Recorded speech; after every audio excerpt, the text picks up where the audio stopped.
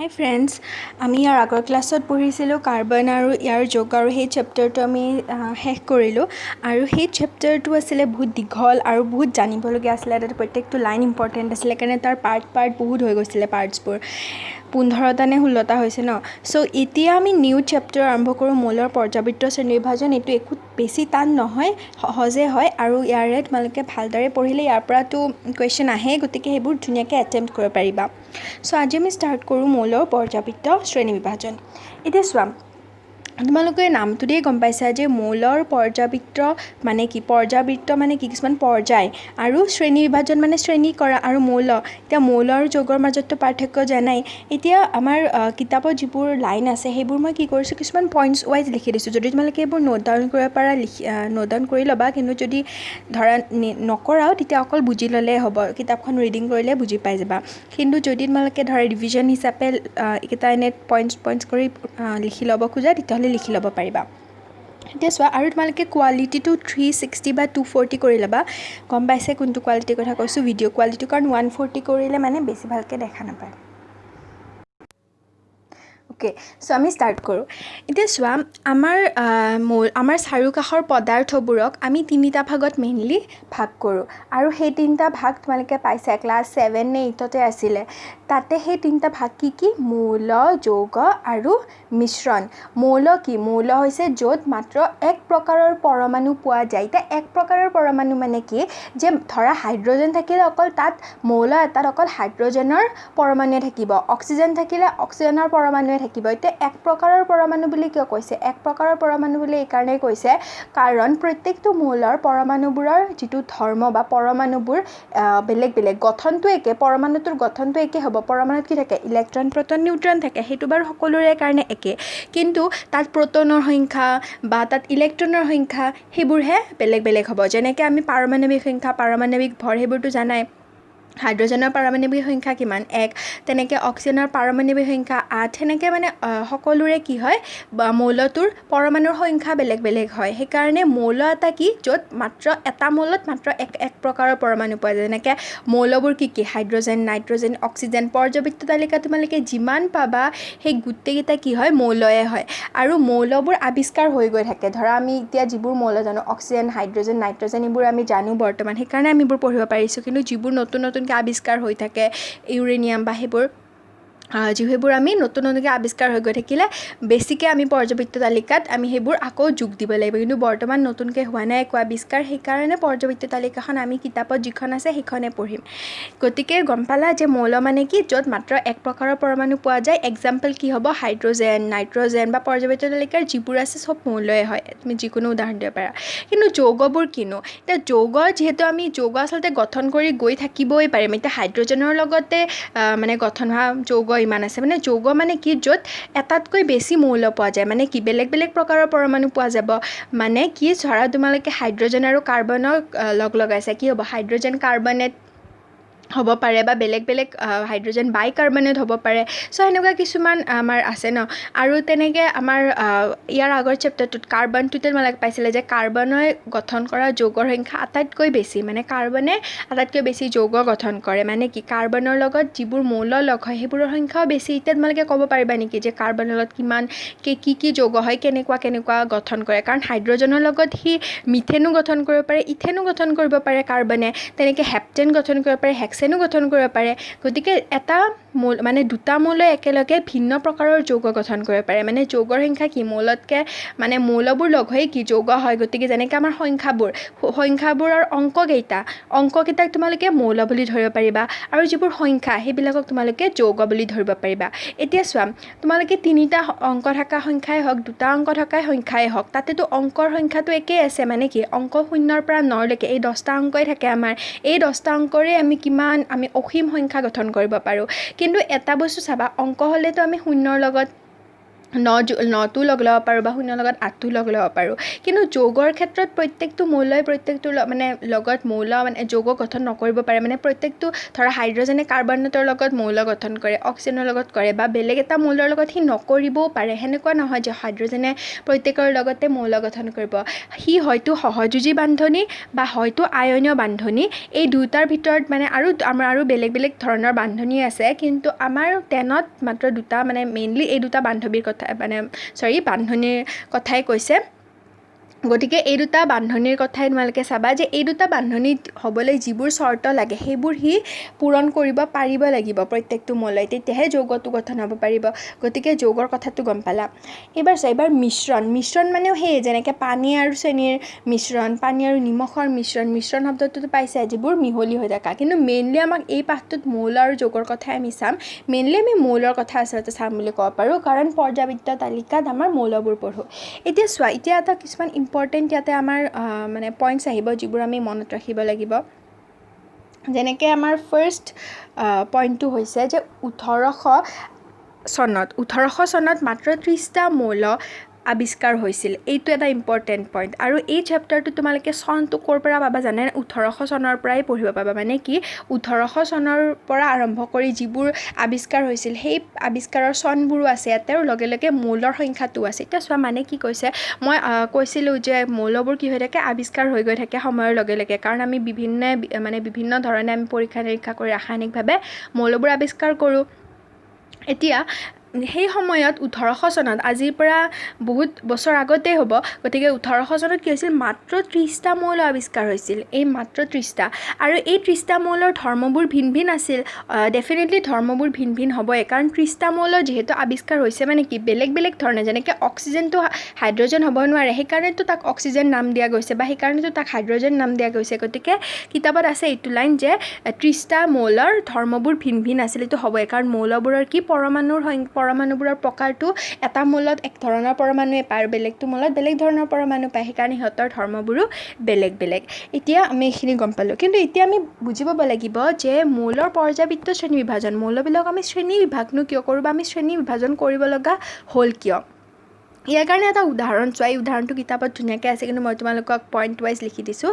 এতিয়া চাবা, আমি ধৰা দোকান এখনত গ'লোঁ, এখন দোকান, তোমাক ধৰা গা ধোৱা চাবোন লাগে, আৰু ধৰা তোমাৰ কাষত আৰু এজন কাষ্টমাৰ আছে, তেওঁক ধৰা বিস্কুট লাগে। এতিয়া দোকানীজনে তোমালোক দুটাকে দেখিলে, চ' ফাৰ্ষ্টতে কি কৰিব, তেওঁ তোমাৰটো চাব যে গা ধোৱা চাবোন লাগে, অ'কে। চ' তেওঁ কি কৰিব যে গা ধোৱা চাবোন বিচাৰি থাকিব নেকি দোকানখনত? নাথাকে, কাৰণ তেওঁ কি কৰিছে, নিজৰ সজাটোত বা নিজৰ যিটো আমাৰ মানে আলমাৰিটোত কি কৰিছে, গা ধোৱা চাবোনবোৰ একেফালে বা এটাৰ পৰা মানে এটা ঠাইতে গোটাই থৈ দিছে, আৰু বিস্কুটবোৰ এটা ঠাইতে গোটাই থৈ দিছে। তেতিয়া কি হ'ব, তেতিয়া তেওঁ যেতিয়াই মানুহে গা ধোৱা চাবোন খুজিব, ফাৰ্ষ্টতে তেওঁ গা ধোৱা চাবোনৰ মানে আলমাৰিটোৰ ধৰা মানে সজাটো খোলাৰ পাছত যেনেকুৱা ধৰণৰ গা ধোৱা চাবোন লাগে, যিটো মানে আমাক নামৰ লাগে, ধৰা লাক্স লাগে নে ভিভেল লাগে, সেইটো তেওঁ ক'ব। কিন্তু সেইটো কোৱাৰ পাছত তেওঁৰ নেক্সট কাম হ'ব যে ভিভেলটো বিচাৰোঁতে তাতেও তেওঁ কি কৰিব, ভিভেলবোৰ একেলগে থ'ব পাৰে, লাক্সবোৰ একেলগে থ'ব পাৰে, বা সেনেকৈ আৰু এটা মানে সজ্জাত থ'ব, যাতে তেওঁৰ বিচাৰত সহজ হয়, যাতে তেওঁৰ চোৱাত সহজ হয়, আৰু যাতে সময়বোৰ কি হয়, ৰাহি হয়, আৰু সেইবোৰ তেওঁ ভালদৰে এটা ধুনীয়াকৈ ডিচিপ্লিনভাৱে থ'ব পাৰে। আমিও যেনেকৈ কিতাপ বহীবোৰ আমাৰ নিজৰ টেবুলত কি কৰোঁ, বহীৰ লগত বহি থওঁ, বা স্কুলৰ বহীৰ লগত স্কুলৰ বহি থওঁ, হোমৱৰ্কৰ বহীৰ লগত হোমৱৰ্কৰ বহি থওঁ, টিউশ্যনৰ বহীৰ লগত টিউশ্যনৰ বহী, সেনেকৈ আৰু কিছুমানে নিজৰ মতে নিজৰ মানে সুবিধা অনুযায়ী ভাগ কৰে। যদি টেবুলখন অলপ সৰু হয়, তাতে অকল আমি বহী কিতাপ হিচাপে ভাগ কৰোঁ, কিন্তু টেবুলখন ডাঙৰ হ'লে আমি তাত কি কৰোঁ, আকৌ সেই বহীবিলাকৰ মাজতো আকৌ ভাগ কৰোঁ, যে স্কুলৰ বহী বেলেগ, টিউশ্যনৰ বহী বেলেগ। আৰু তেনেকৈ তেওঁ দোকানীজনে বিস্কুট যেতিয়া বেলেগ এজন কাষ্টমাৰক দিব লাগিব, তো বিস্কুটৰ যিটো সজা, সেই বিস্কুটৰ সজ্জাটোত তেওঁ বিচাৰিবলৈ যাব।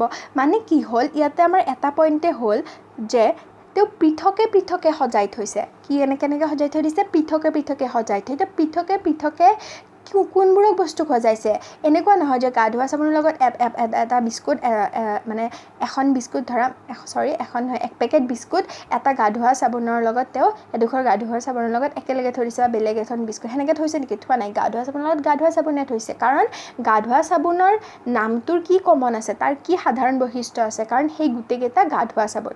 আৰু এইফালে তেওঁ এনেকৈ থ'ব পাৰে যে কাপোৰ ধোৱা চাবোন, আৰু ইফালে তেওঁ এনেকৈ থ'ব পাৰে যে বিস্কুট।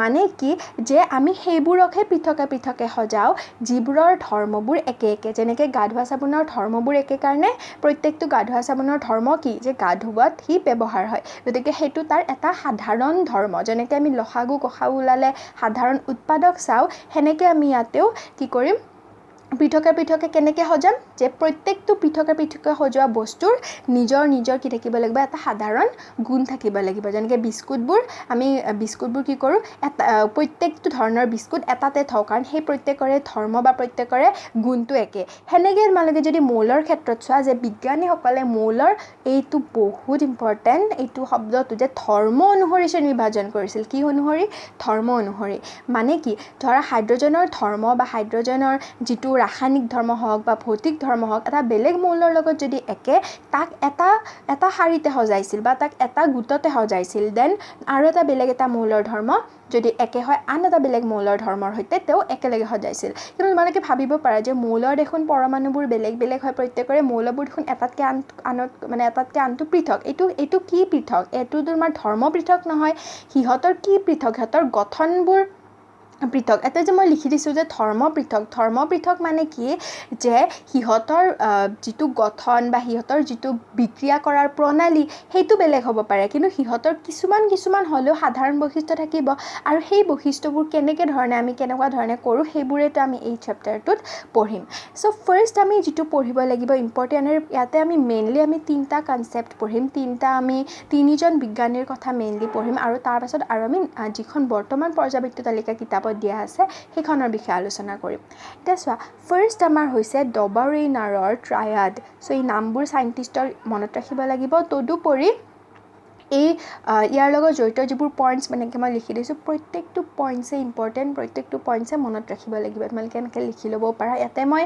গোটেই কিতাপৰ সাৰাংশখিনিক মাত্ৰ তোমাৰ 5টা পইণ্টত দি দিছোঁ কিন্তু 5টা পইণ্টতকৈও আচলতে তোমালোকে যেতিয়া এই পইণ্টকেইটা যেতিয়া কুৱেশ্যনত আহিব এইকেইটা পইণ্ট লিখিলেই তোমালোকে ধুনীয়াকৈ নম্বৰ পাই যাবা অ'কে চ' ফাৰ্ষ্ট আমি পঢ়োঁ ডবাৰেইনাৰৰ ট্ৰায়াড অ'কে চ' ডবাৰেইনাৰে কি কৈছিলে যে ডবাৰেইনাৰে তেওঁৰ যিটো ট্ৰায়াডটো দিছিলে তেওঁ দিছিলে 1817 চনত এই চনটো ইম্পৰ্টেণ্ট আৰু চনটো সহজে মনত ৰাখিব যেনেকৈ 1800 চনৰ পৰা মই এইটো চেপ্টাৰ আৰম্ভ কৰিম বুলি কৈছিলোঁ 1800 চনত কেইটা মৌল আৱিষ্কাৰ হৈছিলে 30টা কিন্তু তেওঁ ডবাৰেইনাৰে তেতিয়াই চবে ভাবিছিল যে এই মৌলকেইটা যিহেতু আৱিষ্কাৰ হৈছে এইকেইটাক আমি ভালদৰে পঢ়িব পৰা নাই পঢ়িবলৈ আমাক এইকেইটাক ফাৰ্ষ্টতে শ্ৰেণী বিভাজন কৰি ল'ব লাগিব যেনেকৈ আমি স্কুলত গ'লে পটপট দৌৰা-দৌৰি হ'লে যেতিয়া আমি স্কুলত নিয়া বহীবোৰ একেলগে থওঁ তাক নিয়াত সহজ হয় বা তাক নিয়া মানে কি তাক অধ্যয়ন কৰাত সহজ হয় অধ্যয়ন মানে কি যে তাৰ লেবেলবোৰ পঢ়াত সহজ হয় যে এইটো সমাজ বিজ্ঞান আজি এইটোৰ ক্লাছ আছে এইটো ইংলিছ এয়াৰ ক্লাছ আছে সেনেকৈ আমাৰ তেনেকৈ মৌলবিলাকো তেওঁলোকে অধ্যয়ন কৰিবলৈ তেওঁলোকে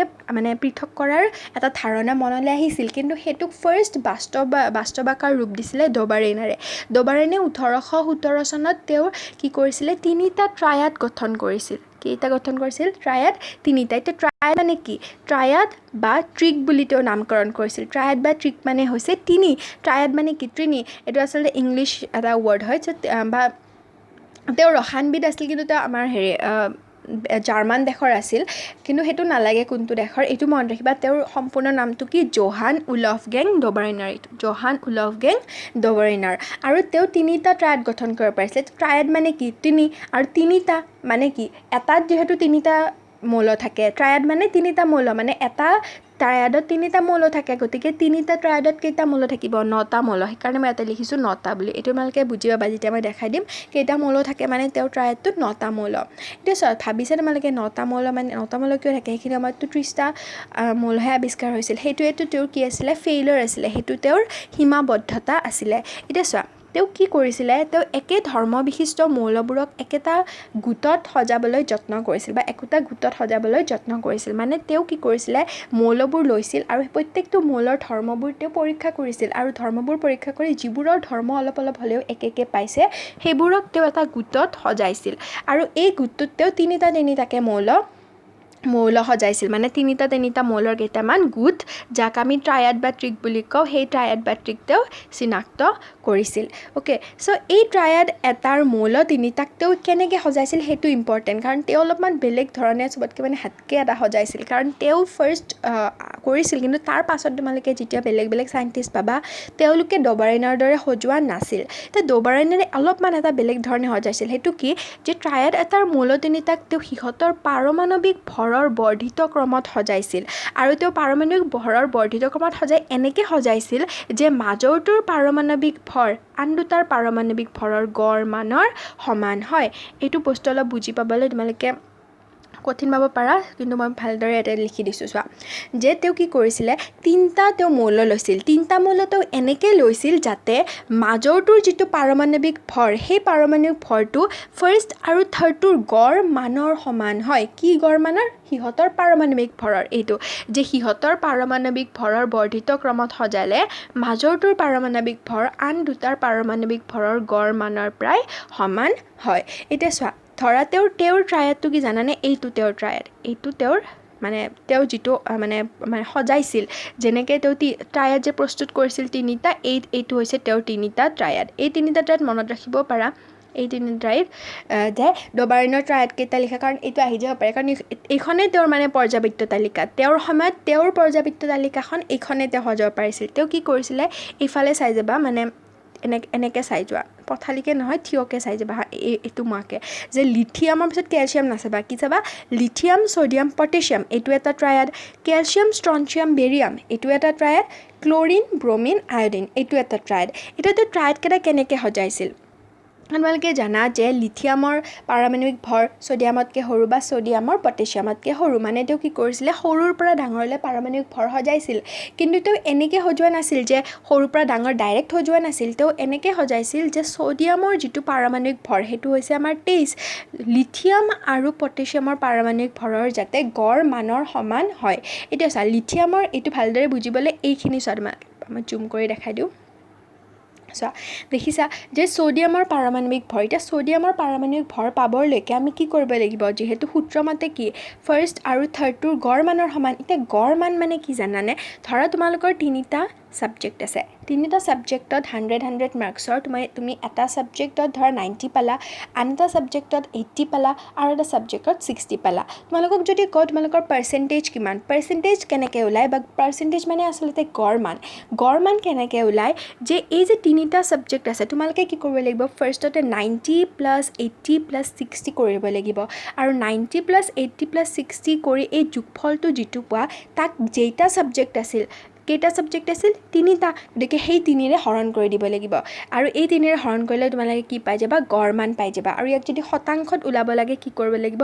ইনটু 100 কৰি দিব লাগিব এইটোতো জানাই শতাংশত উলিয়াব লাগিলে ইনটু 100 কৰিব লাগে আৰু শতাংশৰ পৰা আমি সংখ্যাত আনিব লাগিলে হৰণ 100 কৰিব লাগে সেইটো বস্তু জানা সো সেইটোৱে যে ইয়াতে যেনেকৈ মই এইটো এক্সাম্পল দিছোঁ 60 90 আৰু 80 সেনেকৈ চোৱা যদি তোমালোকে মই কওঁ যে অকল দুটা ছাবজেক্ট আছে মানে অকল ধৰা 90 আৰু 80 তোমালোকে পাৰ্চেণ্টেজটো ওলাব তেতিয়া কি কৰিবা তেতিয়া 90 + 80 কৰিবা আৰু ডিভাইডেড বাই 3 কৰিবা নে 2 কৰিবা নিশ্চয় 2 কৰিবা কিয় কাৰণ ইয়াতে মাত্ৰ দুটা ছাবজেক্টহে লৈছোঁ যেইটা ছাবজেক্ট বা যেইটা বস্তু লোৱা সেইটোৰে তলত হৰণ কৰিব লাগে যেনেকৈ 90 + 80/2 এতিয়া যদি মই 4টা ছাবজেক্ট লওঁ সেই 4টা ছাবজেক্টক তোমালোকে কিহেৰে হৰণ কৰিব লাগিব 4ৰে আৰু আমাৰ যে বছৰেকীয়া পৰীক্ষাত পাৰ্চেণ্টেজটো ওলায় বা গড় মানটো ওলায় এনেকৈ ওলায় তোমালোকৰ আচলতে আমাৰ 6টা ছাবজেক্ট আছে সেই 6টা ছাবজেক্টত যোগ কৰি 6ৰে ইনটু কৰে আৰু পাৰ্চেণ্টেজত ওলাব লাগিলে ইনটু 100 কৰি দিয়ে চ' সেনেকৈ ডবাৰাইনাৰে কি কৰিছিলে ডবাৰাইনাৰে এনেকৈ কৰিছিল এনেকৈ সজাইছিল যে মাজৰটোৰ পাৰমাণৱিক ভৰ ফাৰ্ষ্ট আৰু থাৰ্ডটোৰ গড় মানৰ সমান হয় এতিয়া গড় মান মানে কি গম পালা মানে কি ফাৰ্ষ্ট আৰু থাৰ্ডটোৰ গড় মান হ'লে কি মাত্ৰ দুটা আছে মানে